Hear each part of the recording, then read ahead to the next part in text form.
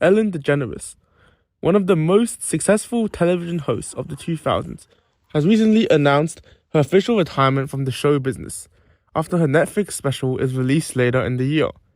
She cites how her time in the business has led her to be mischaracterized as mean, toxic, and abusive, stating, "I am many things, but I am not mean."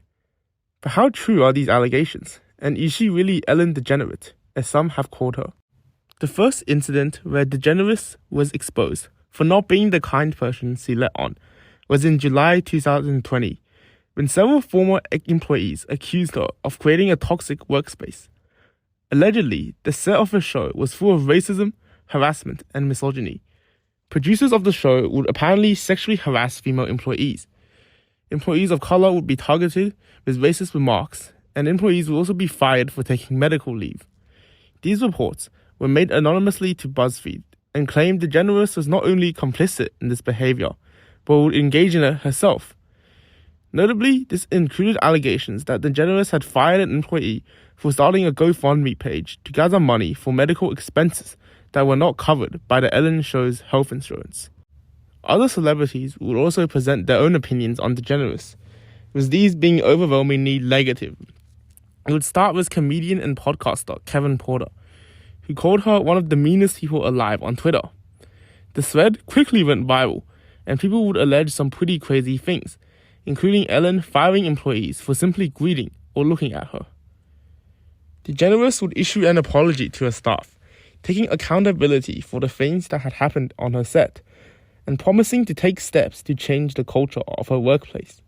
Yeah, among the allegations from staff over the past few months are intimidation, bullying, even sexual misconduct and racism on set. So there was an investigation. As a result of that, 3 senior producers were sacked. Ellen today said the necessary changes have been made and a new chapter starts today, insisting that she is not the villain she has been painted as behind the scenes. The truth is, I am that person that you see on TV. I am also a lot of other things. Sometimes I get sad, I get mad, I get anxious, I get frustrated, I get impatient, and I am working on all of that. I am a work in progress, and I am especially working on the impatience thing and it's not going well because it's not happening fast enough. She also admitted to being impatient, but denied ever purposefully disrespecting or bullying her employees. However, she was bashed as the apology seemed insincere, with Ellen failing to address any specific events or people she had made feel uncomfortable. Additionally, celebrities such as Brad Garrett and Leah Thompson would claim that mistreatment on Degeneres' set was common knowledge. However, her apparent abusive behavior wasn't the only thing that lost her popularity. Degeneres had come out as lesbian in April 1997, and has been a major advocate for a number of causes involving gay and lesbian rights.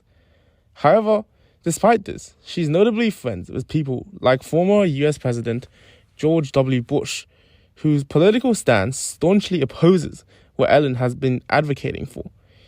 She's also close with comedian Kevin Hart and defended a string of homophobic tweets that he had made. Her association with these people caused many of her fans to feel betrayed, and the wider community to view her as very tone-deaf. Personally, I don't feel it's a bad thing to develop friendships with people who have opposing ideological views, and I don't think that Ellen should receive flack for doing so. However, the fact that she associates with many people that are opposed to what she has been advocating for so many years certainly makes her feel less genuine. Ellen has also been called out numerous times for how invasive she is with her guests, often making them feel very uncomfortable by putting them on the spot with extremely personal questions. One notable instance of this was with Mariah Carey in 2008, where Ellen tried to press her into revealing whether or not she was pregnant, despite her unwillingness to do so.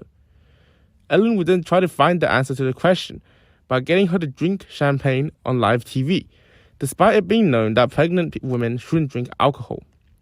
Carey would suffer a miscarriage soon after appearing on The Ellen Show, and would later reveal more details of the incident in 2020 amidst the controversy surrounding Degeneres. She highlighted how women typically don't want to reveal their pregnancy until the second trimester, when they have a lower chance of miscarriage, and how Ellen's constant probing into the matter made her very uncomfortable. People are saying that that you're pregnant. There's rumors. Don't discuss that. All right. Well, you don't have to No, answer. that's okay. No, honestly, you how don't do have to I- how answer do me. I- Let's just toast with champagne. Let's toast to you not being pregnant. If you're not pregnant, then we should. Oh my goodness. I can't believe it. How did we toast to that? How about to the future? Yeah, you can and really- for both of our futures, who knows what they hold? Who knows? All right, go ahead. Okay, cheers. Cheers. Ellen also came under fire for performing a similar stunt with Taylor Swift, where she tried to guess how many men Swift had dated, making her visibly uncomfortable and upset. At one point, Taylor was literally begging for her to stop, and clips of this interview would also make its way back into mainstream media during Ellen's controversy in 2020, making her more unpopular, especially with Taylor Swift fans, who we all know can be quite crazy. All right, let's talk about your number one hit. We are never, ever, ever, ever, ever going to get back together. Who's that about? Here's what I'll do. You don't have to say. I'm going to show pictures. Here's a bell, and you ring it when. Oh my God. All right? We'll show pictures. I don't know if I'm going to do this. Yeah, you will. This is the one thing that I have. It's like the one shred of dignity that I have is I know that. What do you mean one shred of dignity? You're filled with dignity. But people go and make guesses about it, and the only thing that I have is like that one Okay, card. ring it on 3 different guys. We'll narrow it down. So ring it 3 different times. So then it's still out there. We still don't know. So let's show some pictures. All right. All right. We didn't date. Okay, that's what I'm saying. That's ridiculous to show Zach. They never did date. Okay. What? Hold it like you're gonna ring it at some bad point. this Okay. makes me feel? All right. Danny DeVito, did y'all date? You know I can't talk about that. All right. All right, John. I don't know what I'm. You're supposed to ring. But one, I don't want to. I don't want to. All right, I'll ring. Because they'll send me angry emails, Here. and I don't want to get them. I'll hold it for you.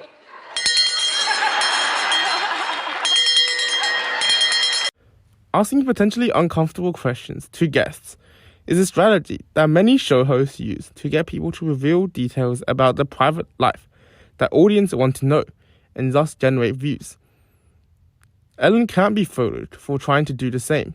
However, she evidently doesn't know when to stop, which makes her guests extremely uncomfortable as she presses them for answers they are obviously not okay with sharing on live TV. All these things will lead to Ellen's viewership dropping by about 1 million, as she lost 600,000 YouTube subscribers, and the ratings on her show plummeted before it was cancelled in 2022. With all of the former employees, guests, and celebrities attesting to the toxic workspace Ellen created and encouraged, as well as her own character, it is evident that she is more than just a little bit impatient. However, the fact that she's an asshole isn't anything to be surprised about, despite the facade of a kind person she had put on for many years, due to the fact that plenty of people in her industry also are not particularly nice. On the other hand, some of the outrage she has received for the people she associates with is a bit unwarranted, as just being friends with someone else doesn't necessarily mean you agree with all their opinions. It's easy to see why some of her fans are upset, however, as it does put into question how genuine she actually is.